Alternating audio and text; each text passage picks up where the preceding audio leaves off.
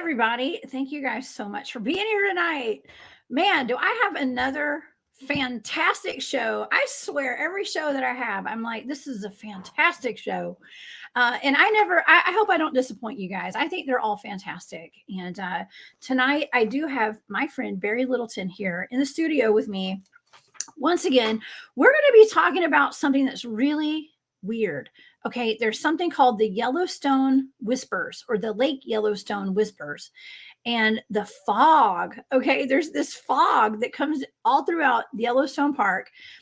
Some hikers have gone missing. A lot of hikers have gone missing from that park. Y'all know about the national park, like the missing 411 clusters and stuff like that.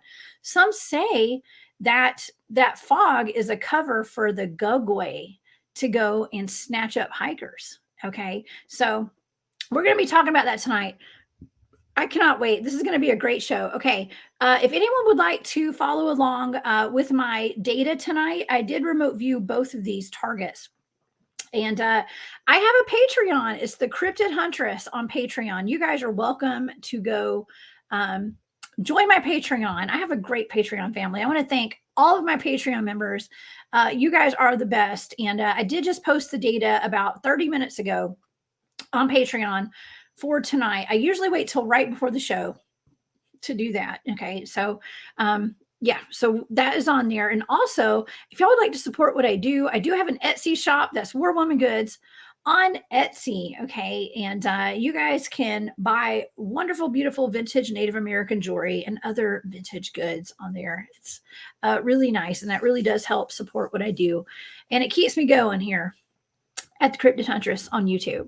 And of course, I have a website, thecryptidhuntress.com. You can find all of my shows there, including all of my Spaced Out Radio shows, which I have. They're over on the Spaced Out Radio YouTube channel, not on my YouTube channel, unless you go to my playlist. And also, you guys, I just put all of my shows on here, almost all of them, on podcast format. So now I am live and direct on all the podcast platforms. Look up the Cryptid Huntress. You will find my daytime shows and my remote viewing shows on there. And it's most of my shows. I think 99% of my shows are on there right now. And so y'all go check those out. If you're bored, you're driving down the road, you need something to listen to, y'all go subscribe to the Cryptid Huntress. Okay. Go like all my stuff and give me a good rating or whatever you call that.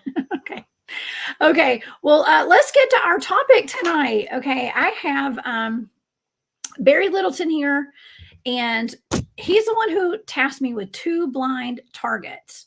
All right. And it was the Yellowstone Whispers and the black fog at Yellowstone. Okay. So there are strange noises heard around Lake Yellowstone, usually in the early morning hours, resembling whispers and human voices. Some say it sounds like the buzzing of bees. Theories on the cause of the sounds includes flocks of flying birds, erupting volcanic gases, seismic activity, and the grounding of static electricity in the lake. The Native Americans believed that the sounds were sacred, perhaps ghostly voices of their ancestors. Explorers documented the whispers in their journals in the 1800s, and they continue to this day. There's also stories of a dense electricity-filled fog in Yellowstone that has a malevolent energy to it. It seems to appear out of nowhere and follows people around, stalking them around the park. The mysterious fog has been associated with Gugwe and glowing red eyes, using the fog as cover for attacks on unsuspecting hikers. Some say the Yellowstone Whispers protect them from the Gugwe and the dense fog. I've remote viewed both of these targets, and Barry Littleton never disappoints. Barry is an amazing researcher, an experiencer, and like I always say, he's kind of my sidekick these days. We have a lot of we put out a lot of good information. I think he comes up with these amazing targets and sends them to me, and we're able to reveal it all to the world. And so please help me welcome tonight to the show, Mr. Barry Littleton. Hey, Barry. Greetings, my friend. Hey. This is a time right now with everything's drawn, the lines are drawn in the sand. and it's first of all, I don't know, the attacks are up right now. Negativity is up. and these people demonstrate who they are quite quickly. You know, I've got a stalker on here now that is basically mentally ill. You know, I've had to block them on several platforms. And I'm sorry, they have nothing better to do. You think I'm going to respond to anything you ask me? When you have a horrible energy like that and you can't communicate? I mean, address that and maybe go see the doctor, okay? Instead of worrying about Barry Littleton. Honestly, it's kind of pathetic. Anyway, back to the subject. Sorry, Barry. Thank you for having. Well, I just noticed everybody's getting attacked right now. I'm seeing it all across the board because this war is going on, you know, and these dark forces use other people quickly to have these ghost shadow platforms like this person does, you know, several different ghost accounts that you have to block. It's a little bit ridiculous. You know, I personally don't have time to do that and stalk somebody like that, but that's just me, you know. Yeah. But we're too busy doing other stuff, right? And I want to encourage people. You know, the young man contacted me a few days ago, and he's wanting to come forward. This happens sometimes, and he's saying, "Well, I see sometimes you get attacked sometimes, or this person gets attacked." That's just part of it. You know, that's part of the deal. We have to roll with it. You know, I've had to learn how to deal with it and live with it. Yeah, but don't let it stop anybody from speaking forward. Don't let it stop anybody from communicating with each other, because these nutcases are running around in these groups and in these chat rooms. So anyway. Well, listen, I have a great chat. I really do. Now, occasionally, especially when I'm on like Space Out Radio and other shows, like I do occasionally get some weird comments and things like that. But yeah, so I have some great moderators tonight. Hopefully we don't have any kind of problems and everybody's really cool. And you know, we generally have a really good. I mean, you got a 99% of your audience is incredible. 99.999%. One of the nicest I've met, so you didn't get any complaints from me. I think they're cool, and some of subscribe, and I appreciate them. Okay, awesome. Well, let's get to this weird, ridiculous, it's so crazy. It's just a weird, right? Crazy target. Oh, well, you're I didn't know what was going to come out of this one. Yes. Well, okay. So it has something to do with perhaps potentially a Gugwe. Okay, Gugwe's in Yellowstone, and this is fascinating because last week, we had last week's target, and I kind of felt like I was getting all the targets like crossed a little bit. Because I kept picking up giants on like all of the targets and stuff. And I know last week we had the black octagon structures, the ancient black octagon structures in Antarctica, and I picked up on giants with that. Now with these two targets, I picked up on giants with both of these as well. So Barry, I was thinking when you told me what they were, I was like, oh, it must be way off, you know, but I don't know. I got a lot of data for both of these targets. I mean, tell me kind of your thought process on why you wanted me to remote view the Yellowstone Whispers and the Black Fog. Well, for years I've been hearing about this. The whispering is what they call it of Yellowstone, and I've heard it described in several different ways. One is a way that it sounds like metal sounds, metal scraping together, or a machine sounds. Also, it can sound like whistling or also thunder of a type. But the one that interests me the most is children's voices. Sounds like children playing. And that's the one I kind of focus on more because I've heard that in multiple locations besides just Yellowstone. So that's something I found very interesting. And then this black fog and how it seems to attack people, and then the Gugwe type of creature that comes with it or utilizes it.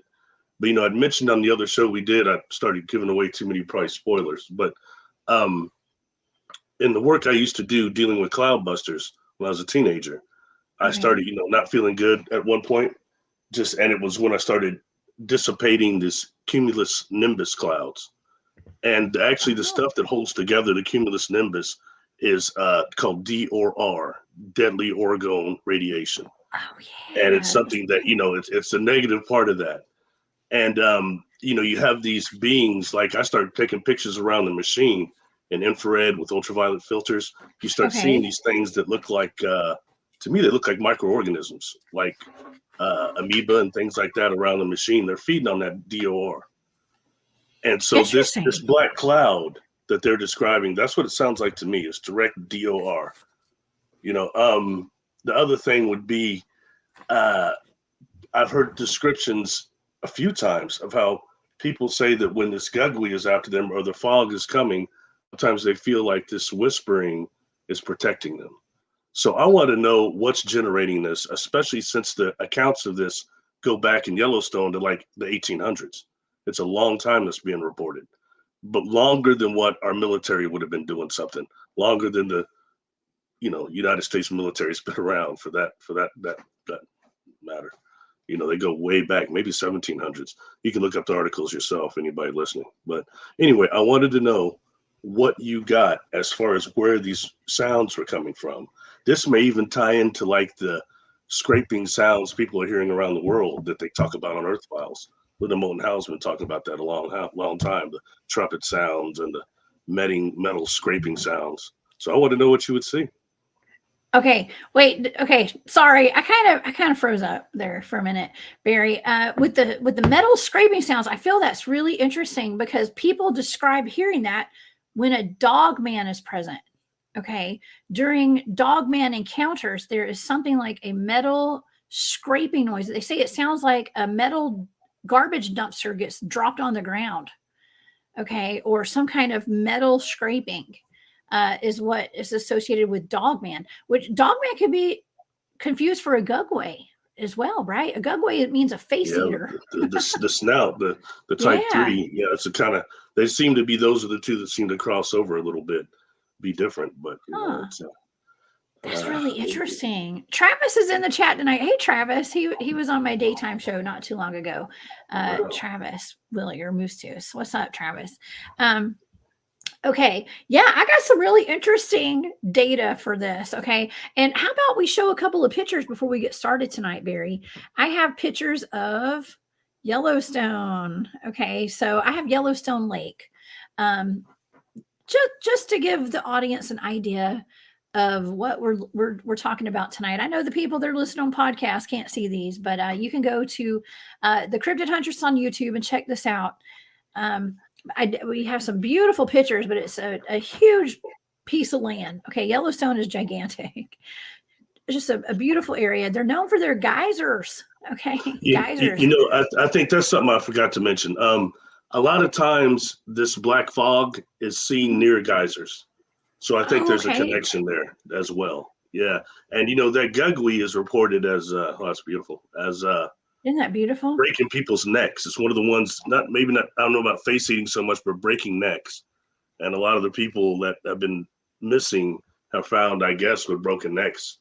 That'd be a little different than David Pauletti's thing, but it's still noteworthy no matter what, Okay. Well, that's interesting because, I've been asked to remote view other targets, like Tex from Texas Front Porch asked me to remote view a double homicide out of Brown Springs, Oklahoma. It was suspected that a dog man had killed those two people. I did find it. I think that we discussed a Gugwe as well, but I think Gugwe and dogman get confused. Perhaps, I don't know. I mean, I do have a picture of. I have a couple of like artist renditions of what a Gugwe might look like. It does look like a baboon kind of. Now I did have one of our a viewer, Mark, sent me an email today, and I hope he's watching tonight. He did send me an email this morning. He said that he's been in contact with Sasquatch most of his life, and that he wanted to make sure, because I had said something about the Gugwe being a mutant Sasquatch, and he said, well, I hope you get this before your show.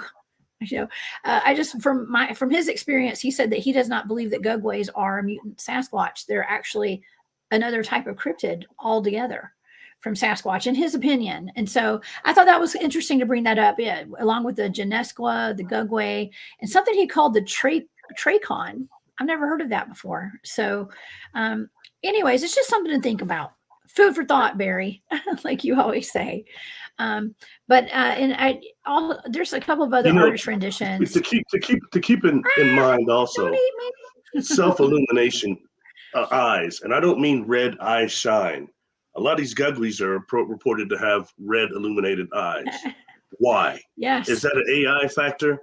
I've heard that other people that say they get mind speak from Sasquatch, they would say, be careful. Not all of us are good. And the ones with the red eyes are savage. What does that mean exactly? You know what I mean? And we start dealing with what we know now about the facilities, especially underground, that you viewed now. Oh, That would it's part of my data tonight, actually. Predate goes so far back. These are factories and things that have been going on in ancient times. This isn't just something new, strictly. So it's, Yeah.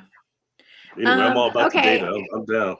I was picking up on underground basis on this data too. So, yeah, it's, yeah, we're gonna get to it. We're gonna get to it. It's like every target I do near a national park has an underground base. Okay, this is just par for the course. Is that what you call it? Par for the course? It's not a shocker at all. But I will say what is a shocker to me is I thought I was remote viewing a sleeping giant underneath a mountain. Okay, or in some sort of a holding cell. I was picking up on like a coffin or something. Okay, now the first target is the Yellowstone Whispers, heard since at least the 1800s, probably before that. Okay, the first information I was picking up was something about the medieval era. Okay, I was getting something long, large, rectangular, like a cube, something that was awakened and very deep. Okay. But of course the lake is deep. Okay. And I was actually remote viewing a lake. I just didn't know it at the time. Okay. It's the Lake Yellowstone Whisper. So this is going to be the lake. All right. But I was picking up on something that was encased, giant, a box, a coffin, a holding cell, something that was a distraction, the awakening, an awakening, something from another world. Inner Earth, okay, inner Earth, there's a dialogue, like people talking back and forth, a dialogue, underground base. Okay, that was the first bit of sensory data that I got for this target. And I actually drew a picture of what might look like a giant's head or something. It looked like something that might be a giant. Okay. I also got breathing, something that was beautiful. I was startled, and something red. But I got something that has to do with oxygen and air. Picking up on that kind of sensory data. But I was getting like a time capsule, or like time, something to do with time, DNA threat, reanimation, a tablet of some sort, and plasma chamber, whatever the heck that is. I don't know. But that was kind of my data, okay, in a nutshell. And I was convinced this was a sleeping giant. I was convinced. And I actually sent you a message. I was like, is this a sleeping giant, Barry? You're like, no. You're like, no, I don't know. You're like, that could have had something to do with the first target from last week, the octagonal structures or something. I don't know. Does it? I mean, I don't know. I mean, it's not for me to say it's not right. I mean, I don't know. It sounds odd, but what are we dealing with? Because that's a lot of stuff you have there. And does this have something to do? Now, most of the giants, the mountain giants, and the various giants that we're familiar with, even the redhead ones and all them, are always reported to come from underground. So we're dealing with the underground, something underground in Yellowstone that's dealing with some type of Orgone energy. All right. And it's interesting that the typical Orgone accumulator was a box, a cube. Oh, was it? Technically, I mean, not technically a box. Yeah. That was aligned with the metal and wood and various. Okay. Anyway, and the cube is also mathematician. I'm no mathematician. I'm sure there's somebody in here that can talk about this in the chat. The fact that the cube is also, we talked about this before though, the cube is mathematically capable of holding consciousness. And I've already described before, when dealing with the beings I've dealt with that are dealing with, transporting materials from one universe to another, they're going to do that through certain geometric shapes. And one of them is the cube. That's right. So, that's right. Yeah. And that's like this is the anniversary of the cube showing up in the meadow. Barry, I went to the meadow last weekend. Okay. And I know I talked to you on Space Out Radio on Sunday. You actually you jumped on when Fred Roll couldn't make it. His Wi-Fi gave out. Thank you so much for being my guest last weekend, Barry. That was Oh, it was amazing. no problem. I hope everybody wasn't real disappointed. No, it was amazing. We got to talk about all those UFOs getting shot down, the UFOs getting shot down. And John Vanderventure is in the chat. Hey, John, author of the Relic series. He's in here. He came on my show yesterday, and he's retired from the Air Force. And we talked about the UFOs. And it's just been it's a hot topic this week. Okay, very hot topic. But yeah, it's I forgot my train of thought. I just went off on another tangent there. So anyways, let's move on. It's all right. You're still going over the data. Oh, We're the just cube. talking about The cube. the cage and the giants and all that. Yes. Yeah. Well, I was going to say the cube, like it was the anniversary of the portal, okay, that my team encountered last week. And so I actually took my son out to the meadow, and he went on his first research week with my team. Now, we didn't stay a whole week or anything, but we stayed for, a little while. And he got to go out there. I didn't take him out in the meadow late at night. It's too dangerous, but I did have him there, and we had a really good time. But it is the anniversary. Now, I don't know. The whole team went back out for the anniversary. We don't know. Maybe it's something to do with the date. I mean, I don't know. We were hoping for more activity like we had 5 years ago, but we had some activity, but it wasn't as heavy. You know what I mean? Like no portal showed up, but it was shaped like a cube. Okay. So, yeah, cubes or containers. I don't know. It keeps coming up. That even goes to that. It does. That Paul Eadie's new movie, the UFO 411 Connection. They've got that experiencer that had a transparent cube he saw, and the beings came out of it. So it was also a craft, that one, in that case. That's so, what we're dealing with here is, I think it's very interesting. And the origin I assumed that the origin of the whispers, I thought was maybe like juvenile Sasquatch. And there'd be that or Sasquatch period. But then I don't know. I mean, you know what I mean? That's speculation on my part. So well, the Native Americans say that it's ghostly voices of their ancestors. Mm-hmm. Okay, so we got ghost, Gugwe, seismic activity, like perhaps it has something to do with the geysers and air pressure. Maybe it's something in the water, like something that's making the water make that noise. It sounds like bees. It sounds like birds flying. I haven't heard it personally, but yeah, when I remote viewed it, I was picking up on something that might have been a giant. So I don't know. Like for one of the experience I had at that ranch was at night. Like I said, I don't sleep good. So I was catching, especially, it seemed to be about, the sun would come up normally around 4:30 out there, 4:45. Yes. But around 3:30, 4:30, around that time, I'd hear this chanting. And it was a very clairaudient. You know what I mean? It was, and it sounded like a mix of Native American dance music and Gregorian chant.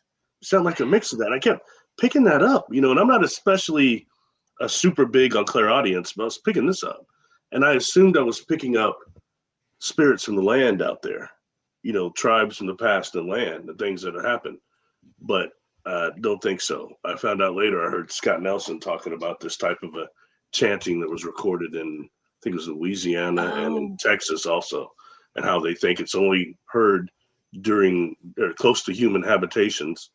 And he thought it was maybe a protection prayer. So the question is, protection for them or for us? Humanity's, That's a good point. So Scott Nelson is our Scott Nelson. He's a linguist with the Navy, and he was retired Navy, I believe. He was the person that he and Ron Moorhead kind of worked together. He used Ron Moorhead's Sierra sounds to translate Bigfoot language. Okay, for lack of a better term, I guess he was translating Bigfoot language, and he saw there were like phenomes, and there was all this. There was an actual language to what the Bigfoots were saying, and it had like archaic Japanese and German and Native American dialects and English and Spanish and all these different languages. So very interesting, Barry. Very interesting. So yeah. I don't know. I think that according to my data, According to my data, there's something like inner Earth going on, underground. Okay, when I get to the second target, I got way more data. Okay, than the first one. The second target has the fog associated with the fog. I have way more data, which actually makes a lot of sense. Okay, the data that I got makes sense because I came across a video. Okay, I came across a video and some information that the ancient Egyptians might have actually settled near where Yellowstone is and out in the west of what we know as America, the United States. Okay, now in some of these, like at the Grand Canyon and maybe at Yellowstone. Okay, and a lot of my data had to do with the ancient Egyptians. Okay. So this is just all really weird. It's kind of mind blowing in a way, but it's almost like I may be totally off target with this stuff. But at the same time, there's like all these things that I've been hearing lately, or it makes my data make sense, actually. Okay. So, and my data might be confirmation for all these conspiracy theories. So what about the Egyptians were you picking up? Well, I was picking up on all sorts of interesting things. I mean, I actually drew a picture of what looks like a scarab beetle right here. Really? Okay, a Really? scarab beetle, and that they're known for levitation, right? Levitation magic. The second target. Okay, let's go into the second target. The second target is the Yellowstone black fog. Okay, now you're according to what you told me after I did this, you said it was a malevolent fog. It comes out of nowhere. It's near the geyser. It kind of follows and stalks people and it surrounds them. Now, Barry, I have a very disturbing story that personally happened to me and part of my team while we were out in the field doing Bigfoot field research. Okay. And it's something that I have not really talked about very much because it was, first of all, it was very disturbing. Second of all, it was hard to explain. Third of all, we thought maybe we were losing our minds in a way because I spent, before I get to the target, I'll tell my story. Okay. I was up in the North Georgia mountains. Okay. And my friend Tim, who passed away about 2 years ago, he was one of the gentlemen who walked into the portal. Okay, that my team sent in. He's former, he was actually a Special Forces Army Ranger. Okay, just amazing human, but super always on alert, very aware of his surroundings. I mean, he was carrying a weapon. Let's just say, I think maybe we all were. I don't know. I can't say for sure, but we're all very aware of our surroundings at all times. And he and I had taken some guests, some friends of ours, some friends of the head of our team up the mountain. And we were just, we're always very aware of our surroundings. And the people that were with us kind of weren't, perhaps they didn't know what to look for. They were just waiting to hear Bigfoot, and whatever. And we noticed that there was a lot of interesting activity. We were seeing orbs. We were hearing a lot of weird noises and stuff. But there was this ominous fog that showed up out of nowhere. Okay. And it was thick, like thicker than any fog that we had ever seen, both of us. And it was very bright. It was like bright. And I it had to have been a full moon because I remember the fog being so bright white. And it was following us down the mountain, down the trail that we were on. And when we would stop, it would stop. Okay. And it seemed to have a consciousness to it. And I've stated this before. Like I said, I don't talk about it very often, but he and I were both extremely concerned over this because we knew with the high strangeness that goes on where we research up in the mountains, anything goes, anything goes. And, but this fog was kind of catching up to us. So he instructed me, he's like, you run, get us out of here. You go to the front of the line. Let's get everybody out. I'll stay behind, and, because we felt like there was something else to it. There was more to this fog that was following us down the mountain. Okay. And we got out of there with the people that were with us had no idea what was going on. We didn't tell them. But it was something that really stuck with me for a long time, and him too. Okay. And so until when I found out what this target was, it blew my mind because I did not even know this existed. I didn't know this was a thing. And I've experienced this before, but in Georgia. Okay. So with my data, I immediately, okay, so some of my sensory data, and you guys can follow along and get this on my podcast, my Patreon. Okay, so I was getting smooth light, shining, attracting, vibrating, emitting, levitating, forced, and running. That was my sensory data.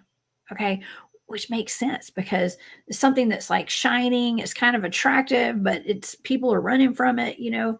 Okay, and my AOLs, which is like my brain trying to make sense of all this stuff, I was getting glass, dawn.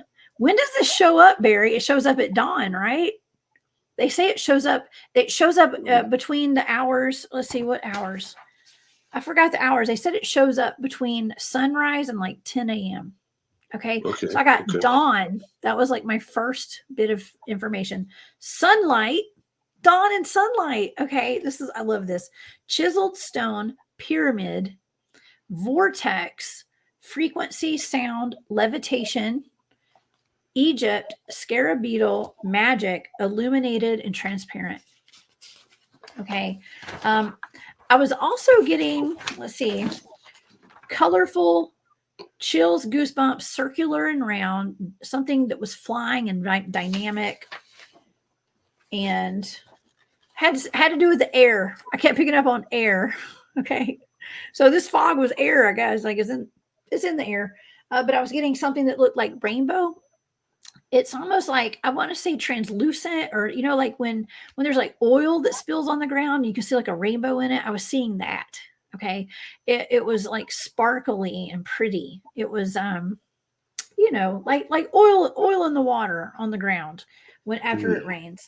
I was seeing like a rainbow ombre, I wrote down ombre, whatever you want to call it, but something. And then I started picking up on like dynamics in a craft, like that could be like what, like a spacecraft or something. Okay. A craft and weapons. So weaponized. Okay, something that was weapons or weaponized. And I got more. Wait, there's more. I got grid system, ley lines, power source, power generator, lights, source energy. A light. That's the only sensory data I got was light. Okay, light. And I got all this information from light. Source energy, biological, and data, like getting data. Okay. So I don't know. It all seems like a lot for fog. Okay. For a fog. That's a lot of information for fog. So what do you think about that, Barry? Does any of that make sense to you? It's pretty heavy. Okay. You know, when dealing, you said you pick up craft too. You know, I've described before how one of the byproducts of these craft that run on life energy is they can pull out of water Orgone energy, and also the crew can provide it as well. But you know, that byproduct, when they start converting that Orgone into energy and also converting it into, I think the best word for it is not anti-gravity, but maybe gravity modification field, and they start displaying, they wrap that around the skin of the craft. But when they're doing that, actually, that creates this byproduct, that processing of like this type of a fog, a mist. And a lot of times they'll use that as like cloaking, and they wind up looking like lenticular. Oh, excuse me. Like lenticular clouds. Yeah, UFO-looking clouds. Yeah. Whoa. And you know, and it's interesting because I learned through my experiences long ago to really pay attention to the clouds that have a rainbow stripe in them, a strip in them. Just only that cloud you see it passing by. Rainbow. I got rainbows in this too. That's another byproduct of that conversion process. And you know, we've talked about that, how some of these craft are under the earth, like High Brazil and things like that. What I believe they are, you know, and they come up to re-energize their solar cells of a type. I think the solar magnetically charged crystals, they come up every so often. That's why High Brazil is seen like every 7 years or whatever it is. And these phantom islands. And I wouldn't be surprised if what you're dealing with here and describing is something connected to all that, you know, and you're describing a device of some sort that's producing this. period. A device underground. And, we've talked about the ore station inside Mount Adams, the one inside of Mount Caligash, and there might be one in Mount Shasta. I don't know. But there are these devices. Those are called ore stations. But, what other types of devices besides just pyramids and ore stations are still functioning from the Type 1 civilization that was here? And is something trapped down there? Is that something that's going to is that something that's going to put to sleep this giant? Is that what this is doing? Does it lock something up down there, or some things? Is that what's underneath the geysers down there? What's going? I mean, I don't know. It's just it's really food for thought. Yeah. I can say honestly, I don't want to disappoint because I didn't know what you're going to get. I didn't know what to make of this. I thought I might get lucky and they were just baby Sasquatch, and then maybe the fog. I suspected it was sentient, but it is. And outside of DOR is the only way I can describe it. It sounds like DOR to me. Deadly Orgone radiation, right? Okay. C. Campbell, thank you so much for that super chat. You're so sweet. Anybody want to know? I've done some videos on that. If you go to my channel, go to the playlist, UFO Technologies. I've done several videos over over cloudbusters, Orgone energy, all that stuff. And it's interesting because that takes us into weather modification technology as well, what we're talking about. Wow. And it doesn't matter if it's the stuff we discovered that now or if it's something from the past. Well, I wonder if that has something to do with the grid. Like, I actually even drew a grid like in my data and stuff. And I'm thinking like that could have something to do with like the weather modification stuff. I don't know. Is Yellowstone like on a grid ley line or something like that, or? I don't know. I can try to pull up. Okay, if I'm going to freeze up again when I do this, but I'm going to try anyways. Okay, let me try to pull this up, and I'll try to pull up the ley line map because it's in Wyoming, right? So let me see. If I freeze up, y'all just ignore my face, okay? It's too funny. Okay, let's see. I'm trying to pull. Let me see if I can find that picture. I don't know. I do have a picture of all of the ley lines in. I don't know if I'm going to be able to find it. I might be looking forever. Yeah, let's scratch it. We'll have to look another time. But there's a map of the ley lines. I'm willing to bet that it goes over Yellowstone because it was in my data. I mean, it was absolutely in my data, Barry. But yeah, there's some kind of. I mean, I straight up picked up another underground. What did I get? Underground base. We'll see. Let me ask you a question. Yes. When saying that, did it feel like it was a newer base, or is it something that felt ancient? No. You know what I'm saying? Kind of like in the way that the octagons felt ancient. Yes, it was old. I felt old. It was very old. And the fact that I was picking up on pyramids and like ancient Egyptian type of data,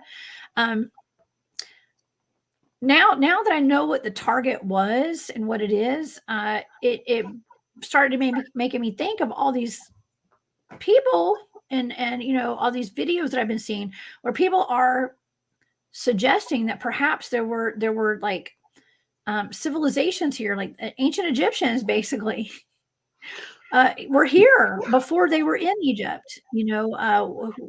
There, and I've heard that like even at the Grand Canyon, there are caves that are off limits because there have been giants found in them. There and a lot of ancient Egyptian mummies and ancient Egyptian artifacts. So, that whole thing I had done about the Australians, the Aboriginals, saying that they were seeded here from the Pleiades and that they were made in the Pleiadians' image. The first Pleiadians here were melanin dominant, very, very dark. Okay. And in dealing with that also, and the information the Strong brothers had pulled together, they're showing that some of the relics go even further back. Egyptian relics found in Australia go further back, even suggesting that a lot started there.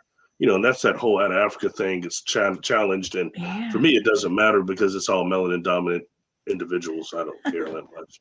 But as far as that, and something else about the technology that was being used by them, which were really more relics by the time the Egyptians came around from the civilization past. But these are devices that operate on life energy, or AKA Orgone energy. All right.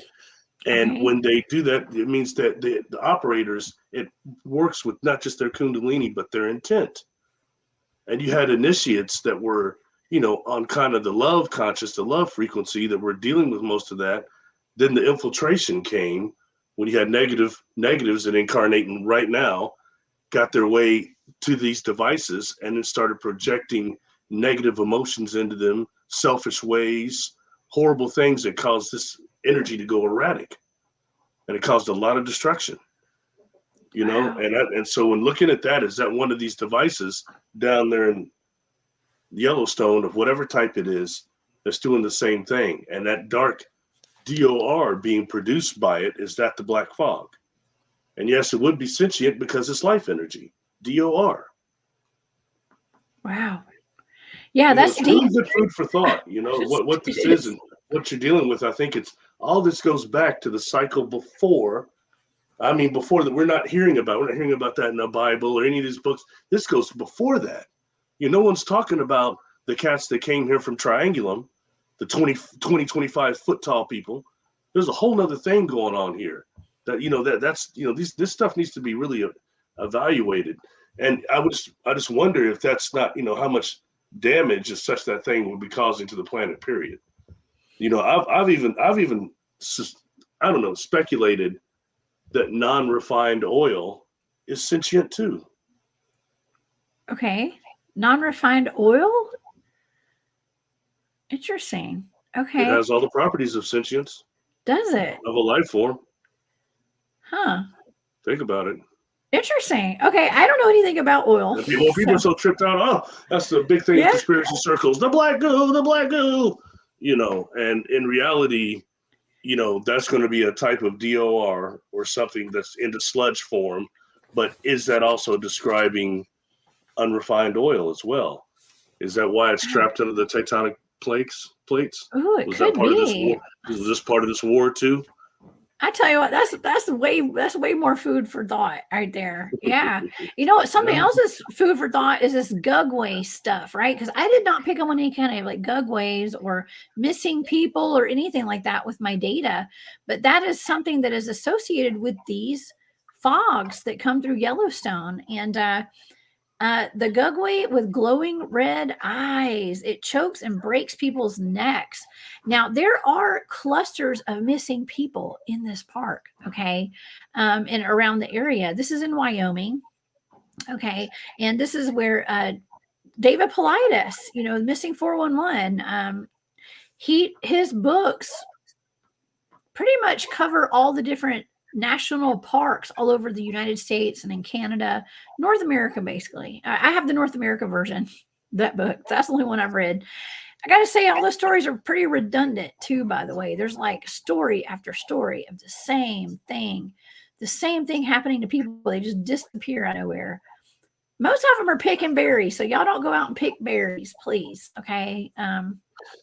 Well, isn't that interesting? Because and sadly, I think that may always points to Sasquatch, because Sasquatch are notoriously seen in, was it blackberries, right, or blueberries? Is it any kind of berries?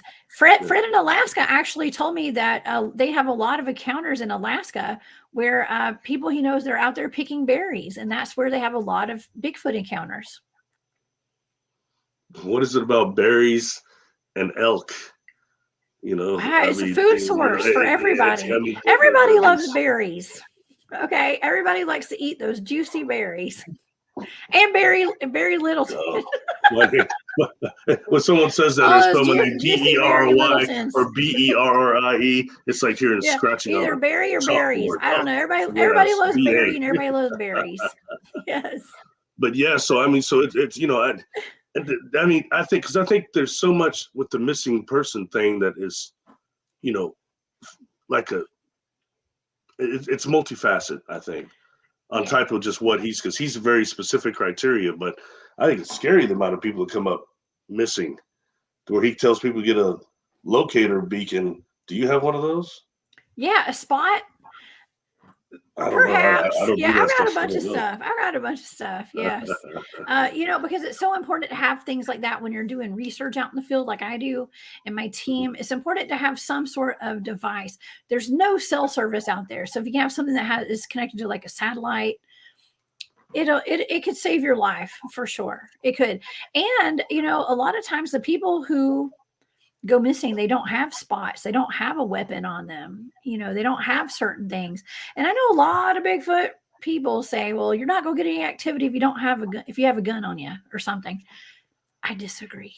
I'm just saying, that's all. I'm just saying, I disagree with that point. I think it's different for everybody, because I think it's important to protect yourself in every single way, any way you can when you're out there. Doing research or just being out in the woods or hiking or whatever you're going to do out there. Have some bear spray or something, have one of those tasers, have a cattle prod. I don't know. Take something, have a pocket knife, I'd but say anything, because you don't want to end up being I a don't think one of statistic. those will stop a Gugwe. I think if you get a Gugwe out of you, you're in big trouble. You know what I mean? Unless you get it right between the eyes or something. I don't know. Yeah, You got a knife. Who knows? what's I don't that? know. What's that? The guy with the the biblical A guy, bow and was it arrow. Goliath and what's his name? David and Goliath. David, That's yeah. right. He tore that giant up with slingshot, was it, or It was a rock. Yeah, popped him a right rock. between the eyes, right? Got to That's watch right. it. Deadly accuracy. We can take down giants. I've been known to take down a giant or two in my day. Just saying. Or I need to take down. I think I got one more. I'm trying to get. I'll get down soon. Don't worry. Well, Yeah. petty tyrants. They're in our Petty lives. tyrants. That's right. That's right. Mhm. So, but anyways, yeah, it's not impossible. It's not impossible. But yeah, I just do recommend everybody protect yourself if you're out in the field. You don't want to end up. We don't know where we're going. Listen, people that go into these portals. You and I have done targets like Trappist-1. I saw a whole bunch of humans or some kind of humanoids enslaved on this star system on a planet here. Somebody I want to take a look at that? Mm-hmm. Tony Rodriguez. He knows a lot about that stuff. He's going to be with us at that conference too. But yeah. I may try to text him tonight or something. Just have him take a look at that because he knows a lot about that. And so I don't know all his story, but what I've heard, the parts, some of it conforms to what you're saying you saw out there. And it's really terrible that all this stuff comes around to dark stuff. Even this comes down to something being trapped down there, some type of a war, some type of a technology down there that's causing problems, making people disappear, breaking necks, Gugwe's, AI, whatever the case. It's this dark crap. And this is something, this facility that you saw down there, underground base, like I've said before, I'm positive it's been there probably thousands of years. This thing's really old, whatever it is. It is and very the beings old. in there running it are old. They just hook up with the dark force that are incarnating here now. And it's just, one big dark party for screwing over this planet and screwing over the people that are aware. There's so many people I know now that are psychic and medium and contactees, and they've been inundated with this field of energy, and their minds have been saturated with abduction, SSP, all this stuff, to where you may have positive beings trying to contact you, and you're using your force of will to warp it into something negative. We are that strong. With the fog, I did pick up on some sort of source energy and source. So perhaps there was something that was positive and it's been corrupted, just like the orbs that fly over crop circles.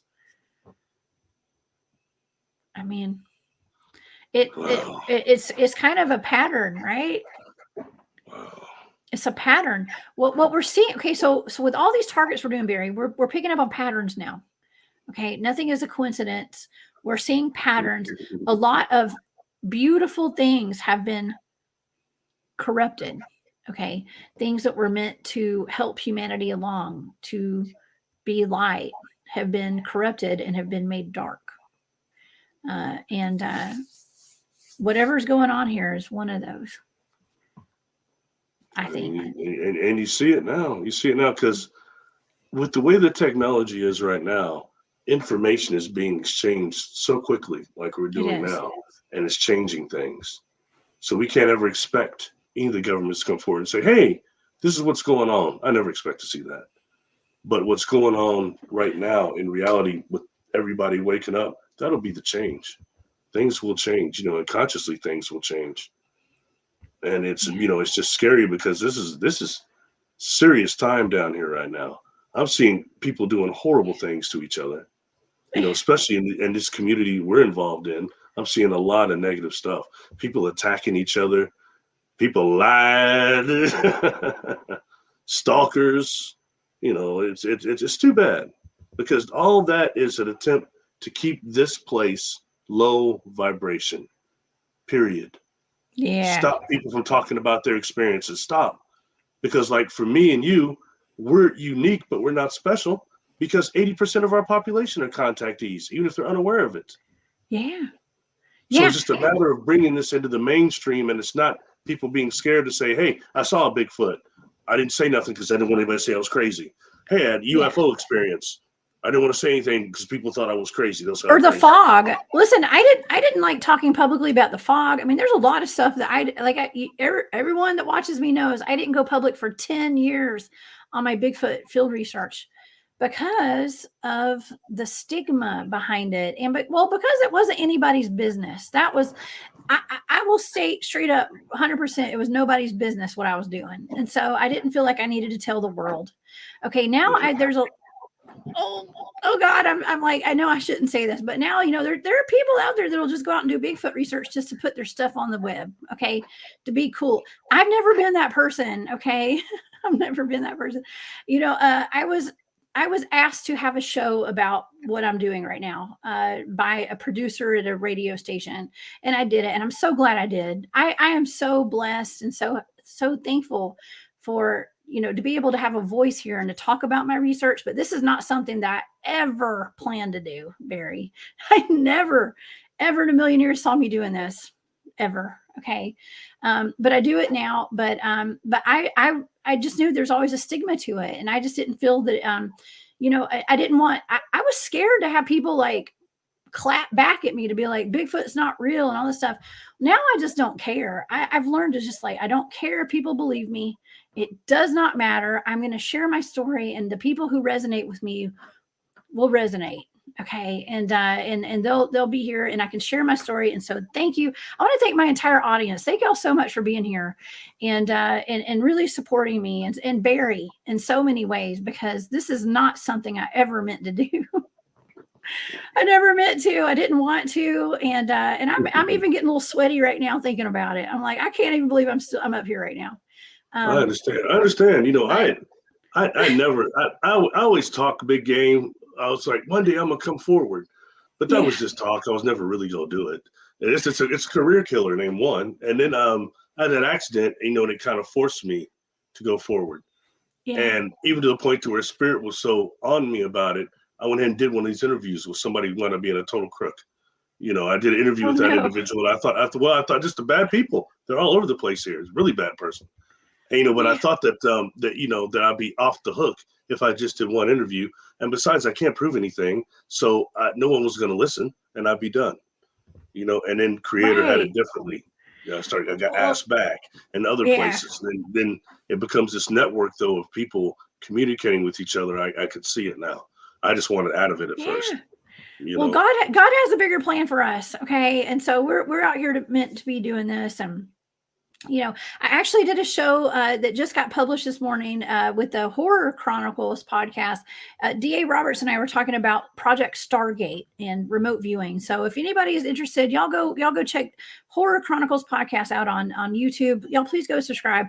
We talk about a lot of this really cool stuff and how I got into remote viewing. And that's actually been really a lot harder to talk about and to be public about than Bigfooting is remote viewing. So why's that? Because I've gotten a lot more pushback on it. A lot more. Like hateful stuff? Not here on my channel. Stuff, or just people having bad comments and stuff. It's not I don't care. It's not a big deal. Just questioning it, because it's like psychic spies and psychics do cold cases and things like that. That's what I do. And so not everybody's ready for that, and that's okay. But I think that now people are opening up to it a lot more. Okay, so it's a beautiful thing. It's a beautiful thing. I'm okay with it. I'm okay, but that was a great interview that I did with them. So if you guys want to go watch you're that, seeing that happen too. You know, I mean, people are waking up, and these audiences are growing. People have questions, and you know, it's easy to call somebody else crazy or to mock stuff until something happens to you. Then you start looking for yeah, questions, right. or a Or loved one. or when You your know, loved one dies. Yes, that's how I really got into all of this. Um, got into the paranormal stuff was, I had a lot of deaths in my family, including my brother, my best friends. I had a very close friend of mine who committed suicide, and some of my best friends, my aunts, my grandparents, like everybody. Okay, it was like I mean, I just experienced a tidal wave of loss over about 2 or 3 years, and so that's what really pushed me into doing all this stuff that I do today. Yeah, because you start questioning. I'd always been a part of of feeling about having communication with spirits and things like that, and being interested in it, but that really put me on that path, was losing all those people. Yeah. Yeah. So Yeah. it was very sad, but it's also been a blessing to be able to have put me on a path, okay, to be here today. So yeah. And I can communicate with them, so I'm okay with it. They're still here, and that's a beautiful thing too. Like Barry. I believe that when we die, it's just our bodies die, but I mean those people are still here. I'm still able to communicate them or feel their energy sometimes and stuff like that. So when one crosses over, when they don't run from the light or listen to these fools telling people to avoid it and all that stuff at the point of death based on what other people have said, you know what I mean? Yes. And when you actually do that, then people, they still are able to communicate and come back sometimes and have the ability, I guess that happens through quantum entanglement, more or less. It's different. It's not the same as when they don't go in the light and they become earthbound spirits. Then they're walking around, like the one that told me, don't talk to me about the creator, don't talk to me about God. Because if God existed, we wouldn't all be down here almost bumping into each other and you all ignoring us forever. That is earthbound spirit. That's earthbound spirit describing a type of hell. So then they wind up joining with those of us that are living and start feeling alive again by expressing themselves as negative behavior patterns in that person they're joined with. And in turn, that ruins the joined person's life. It even causes health problems too, normally. So, that's true. But that's just another layer of stuff down here because we don't deal with the death process correctly. Yeah. Not every culture, but a lot of them. Yeah. Well, it's a touchy subject, and kind of taboo for a lot of people, I guess. It's like, I don't know.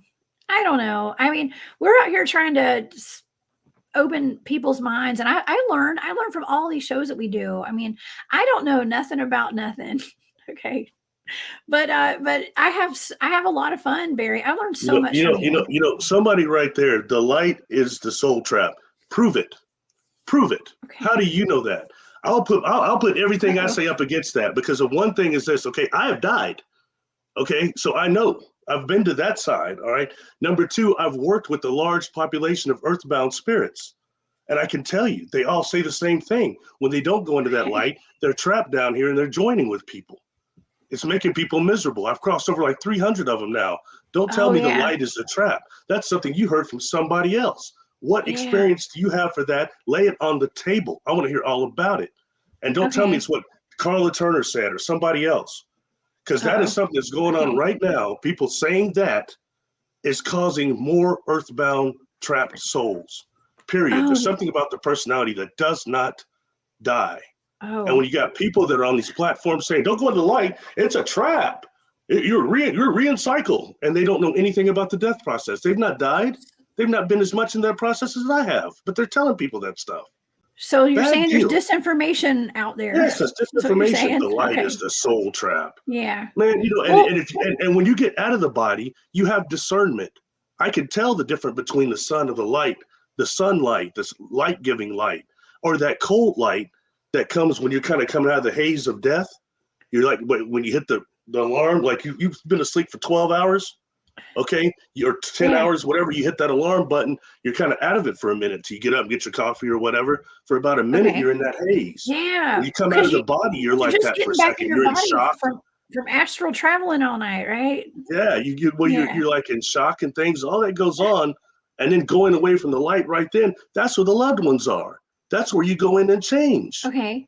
And you have the choice of if you come back here or whatever you do, or however that goes. But it's not to say that is a trap. It's bad information. I will fight Okay. till I leave this planet because I know better. Okay. I'm speaking Yeah. through experience now. Sorry, I get Because you've passionate on that actually because it's right. bad information. It's horrible.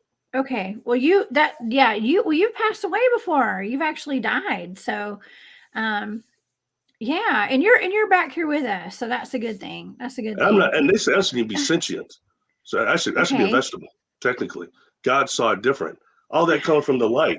And it wasn't said Okay. right there, hey, we're gonna trick you on this though.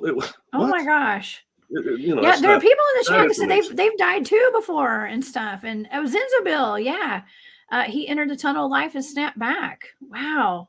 Yeah, we gotta be careful. A lot of See, us have that's had near-death experiences. yeah. See, that's Yeah. somebody speaking from experience. And I Yeah. wonder, did you feel it was a trap, or did you see your loved ones in that light? What happened to you before you came back? How did you feel it was? You feel it was a big trap, you know? But in all fairness, okay, some of the earthbounds that I've crossed over have told me this.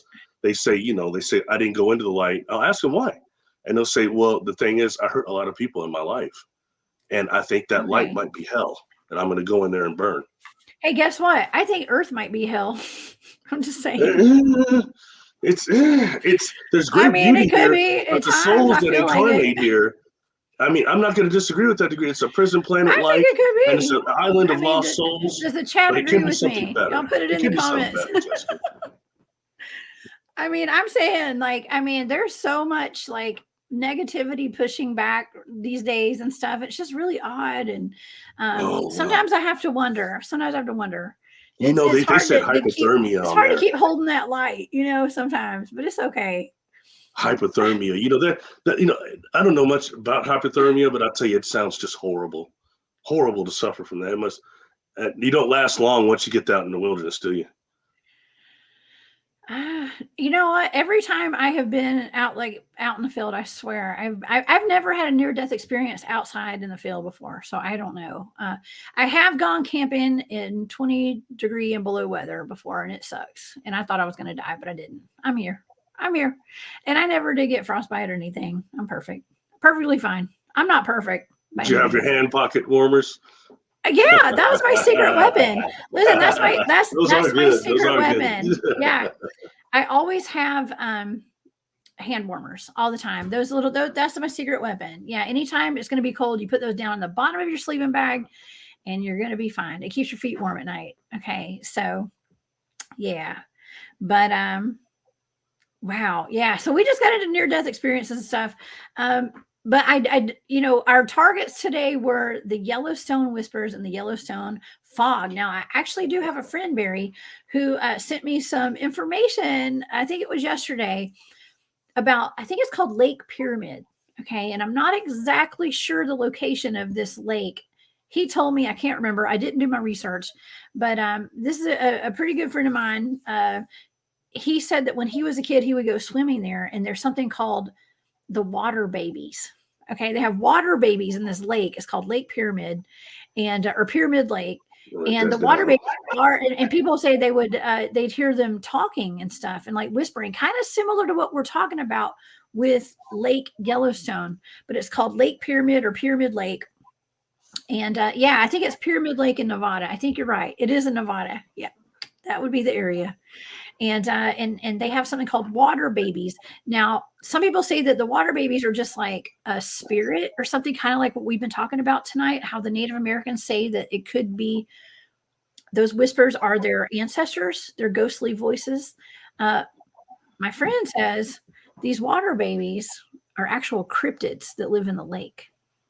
That's something else we should probably look into. I think that sounds like a great remote viewing target. That's crazy. I start picking up a joke like that when they have a sense of humor. That's interesting. Okay. I'm picking up they're like sea monkeys. I think that's a joke. Sea monkeys. Oh I my think that's God. a joke. Yeah, I think that's a joke. Okay, Yeah. this is so crazy. I actually heard the word sea monkeys in my head today. Really? You're kidding me. I swear to God, I did. I heard it Did when you I was order some walking of up those my in the back steps of the today. comic books? I did when I was a kid. I got some. I used to have sea monkeys. Those Okay, are called brine shrimp, right? There's brine I shrimp. don't know what they are. They're sea monkeys. And I used Yeah. to, my aunt told me when I was a kid, my aunt told me that my cousin's sea monkeys spilled out and they invaded their house one night. And I believed her. Like the sea monkeys took over their house. I think they're shrimp or something. I don't even know what they are. Brine shrimp. Or brine shrimp. Brine. I think. I might be wrong. Somebody will blast me for it. Yeah, that also I think takes us into also other beings that have been seeded here. That even goes into the firefly thing we've talked about before. The fireflies are involved with my experiences. They were in the summer anyway, and I know that they're very much aware of the light ships, and they're bioluminescent beings themselves. And John Vivinco, we had got to talking when he set my presentation. We talked for hours after that, and he had mentioned that his team had remote viewed these odd fireflies, and I think it was the Brazilian rainforest. And they said that they were actually transdimensional, and that they were here actually trying to see on some of their kin that they had left here to breed here, and they got destroyed in one of those rainforest fires. And these beings came here. They wanted to know why. So then again, that goes back to that, channeling that, connecting that to the octopus. Everybody's onto that now. They even did that thing. What's that show? Resident Alien. He's supposed to be an octopus from another galaxy, octopus type being anyway. So these things are starting to tie in, and we're seeing how many different creatures on this planet that obviously don't come from this biosphere, including us. I believe that. We're totally not suited to this place at all, but I mean, and even what was the other target I did that was off? They came from off planet. The Otterman, the Kushtaka, those were from like outer space. I want to know what Joe Roll thinks about that. He must know all about that, because that's seems to be mostly started in Alaska. That whole thing there, and when the reports I had heard about the swimming Sasquatch, a lot of time is coming from around the Alaska area. That I find that fascinating. Wow. Yeah. All this is fascinating, Barry. It's all fascinating. Every single bit of this. I mean, I was picking up ancient Egyptian levitation and scarab beetles and magic and all this stuff with this fog and pyramids. Janet Martin. Okay. That's an interesting statement. I have a question. She might know. Now, when looking at David Pauletti's map, there's a map. There's like certain states that are almost devoid of all missing cases. And it's like going through the middle of the United States, but there's an aquifer, a large aquifer that is on these states also. And I can't remember what it's called. It's a very large aquifer though. And I'm wondering if that has something to do with maybe the fault lines too, does she think? And how that all ties together maybe. Is that why there's no, I mean, I don't know. I got questions. The more answers I get, the more questions I have. So that's how life is. That's how life is. We get all these answers, and then it just leaves us with way more questions, especially these targets that you're giving me. Way more questions, but it just leads us down more rabbit holes. And I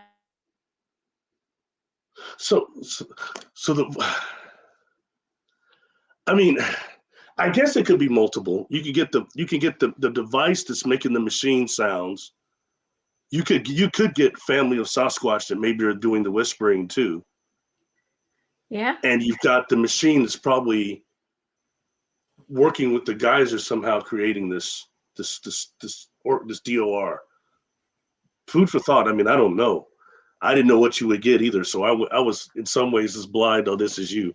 All I have is just the stories I've read. And, for a long time, there's a bunch of them, though it's kind of a trip when you start researching that. And I'd heard some, what kind of got me turned on to it years ago. I heard some park rangers, whistleblower rangers were talking about it. They talked about the black fog and the snap necks and also the whispering. Wow. And brown dwarf. Yeah. Nevada. Brown Dwarf, you were awesome today. I saw you on Bigfoot Michigan Rob show today. That was fun. Let's check that out. What's up, Brown Dwarf and Rob and Tex? What's up? Tex is in the chat tonight. Tex and Rob. Rob knows about Rob. I always think about Rob. I think the swimming Sasquatch. His story. Right. I mean that's about as real as it gets. I remember he told me that, and we weren't even on the air. He said I was worried that when his girlfriend fell in, he was worried all of a sudden things would pop up out of the water. Even though I think he said he saw it go the other way. But it was so fast and everything. But now we know how they swim. That's quite possible. Long distance underwater without using their arms. That's very interesting. Also, think about the giant sloth. I had a friend of mine send me some information about giant sloths. And some people say they don't exist. Other people do. And this person sent me this information. I believe him. He said there's a video. I think Brown Dwarf actually had it on his YouTube. There was something that was like swimming, and it just looked gigantic. It looked like it wasn't using its arms or its legs. It looked almost like a swimming Sasquatch, but I was told that could be a giant sloth. Just think about it. Do sloths swim? Yeah, apparently. From what I've been told, yes. They would just sink to the bottom, man. Or they're slow as all get out, man. I mean, they're slow when they walk, but they're fast when they swim, I guess. I don't know. I don't know how fake it is or how much disinformation this was on my part, but I remember reading, like, before they tried to discredit Melba Ketchum, they were saying something about there was giant sloth DNA found in one of the samples or something like that. I thought I could have sworn it was giant sloth was mentioned. That does sound familiar. I mean, I don't think that's what Sasquatch is, but who knows? And they're like, why is that ridiculous? They're like part of the fossil record, aren't they? Yeah, exactly. They are just like the giant crayfish. Where is that? There's one place on Earth, Tasmania, that has Tasmanian devils and also the giant crayfish. They say we're like so large, and they still believe those don't exist anymore. But I think they probably do. The water babies. Oh, cool. Let me pull this up. Thank you, GM80, for your research at Amazon Books. The water babies. Wow, that's awesome. The water babies. Very interesting. Because I'm into aquatic extraterrestrials too, and I don't think that's addressed enough. Yeah. At all. Oh wow. Yeah, state parks don't allow metal detectors. Yeah, that's true. You're not supposed to get caught with a metal detector, y'all. Really? They don't want you snooping around and finding, Civil War artifacts and stuff around here. Is that why? I think so. Yeah, probably so. I mean, that's what I was told. Bullets and Civil War stuff and Revolutionary, whatever wars. I don't know. But yeah, well, I was actually calling out Brown Dwarf's comment because he said Nevada. Like, there's so much high strangeness in Nevada. All the giant skeletons that have been found there. Isn't Lovelock Cave in Nevada? I'm pretty sure. Yeah. Mm-hmm. Yeah. Before it was destroyed, at least when they went in there and defaced the handprint and everything that was in there, and Don Monroe took pictures of those first giant skeletons and. Very interesting. I think the whole thing with giants, if in nothing else, that represents genetic experiments on this planet for going way back, and how they're not seen that much. Always seen near these caves. Very interesting. Yeah. And to be quite honest with you, some stories of some of those giants, especially the three-toed ones, I think that's kind of creepy. And you got like, especially when you start kind of referencing that with how many dinosaurs were three-toed. Yeah, and what about the lizard man, Skateboard Swamp? That was a three-toed reptilian. Or your the witch. What's her name? Spearfinger? Yeah, Spearfinger, and and also the tall lady in white. When they're reported, a lot of times they're reported as either having these very long, almost clown shoes. Reported to have on these clown shoes, like they're concealing something. I found that fascinating, and a lot of times there's been three-toed prints associated with the white lady or with the I mean, my team, some of the guys on my team have found three-toed prints before when we're doing Bigfoot research. Can't say it's a Bigfoot, but we don't know. You don't know. We don't know yet. So somebody in your chat knows what they are. I bet somebody probably does. X or somebody. Yeah. Yes. Yeah. Metal hatch doors. That's interesting. Metal detectors. They don't want you to have metal detectors because of the hatch doors and stuff. That's interesting because a lot of these targets I do over national parks have underground facilities and stuff. So what if they don't want you to find like the doorways to get down in there? I mean, who knows? I'm just saying. Unless they get in there through portals and stuff, I doubt it. I did pick up at the Joe Bald Recreation Area up in Missouri. I was remote viewing a dogman encounter that D.A. Roberts had. There were doorways that these things were coming in and out of around there, and they were hidden in plain sight. So make of that what you will. Okay. Absolutely. But yeah. So, well, okay. It's been a great show, Barry. Let's go ahead and we'll wrap it up tonight because this has been really fun. And so I really do appreciate you giving me these targets. You gave me a new target today. I haven't done it yet. I'm going to do it. I'll do it tomorrow. That may be the most significant one I've ever given you. No. One. Yes. Oh yes. God, the pressure. They're all really interesting, I think. But that one. Yeah. Okay. Well, the pressure's on now. So I better get it right. It is. It is. Well, I cannot wait to make a trip out to Yellowstone Park. I'm going to look at the whole place. I look at it differently with a new set of eyes than I would had I not remote viewed all this stuff. I was unaware of this fog out there. I didn't even know this existed. I'd never heard of the whispers before.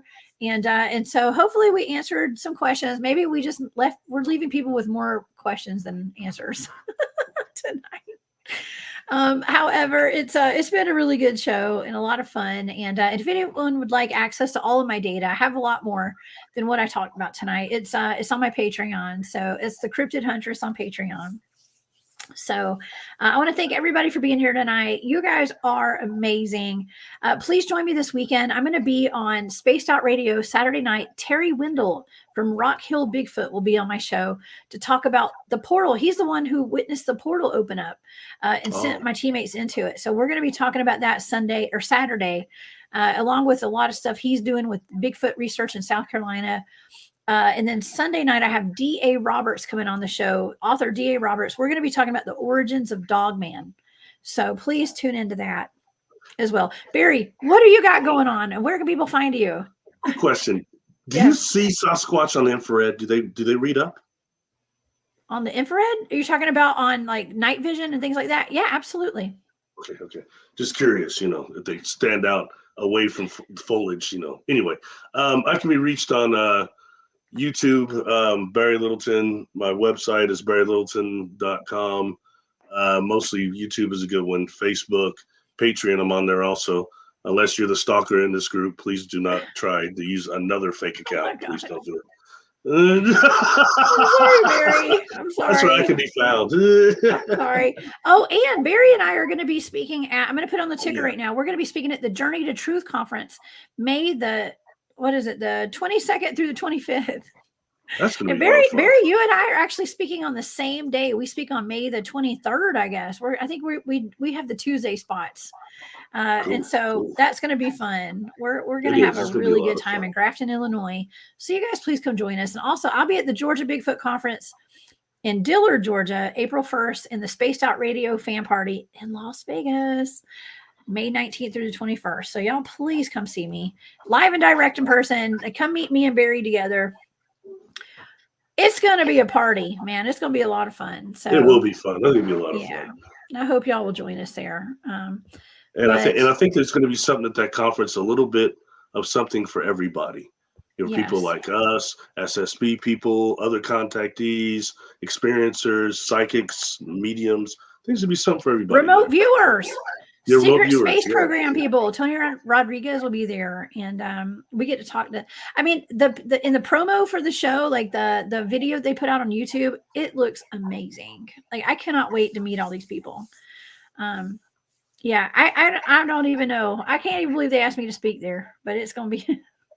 I'm the crazy cryptid girl that does remote viewing on Dogman attacks. Okay, I'll be there. Okay. But so yeah, they brought me in for the comedy, the comedic relief, I guess, you know. So, but anyways, it's gonna be a good time. So yeah, thank everybody for being here. Thank you, C. Campbell, for that amazing super chat tonight. You guys are the best. I Very will nice. Very cool, yeah, Clarel. Barry, Susie B sent you a friend request on Facebook. You better I just saw it and I'm looking now. Okay. I'm looking now. Okay. All right, Susie, I got your back, girl. Okay. Yes. She's not a stalker. Get her on there. All right, everybody. You guys have a wonderful evening. Thank y'all so much for being here tonight. I will see you guys on Saturday. And yeah, if you're going to Yellowstone, you guys be careful. Be aware of the fog. Don't let the fog get you. Okay. And Barry, thank you so much. I will see you guys on Saturday. Y'all have a good night. Bye.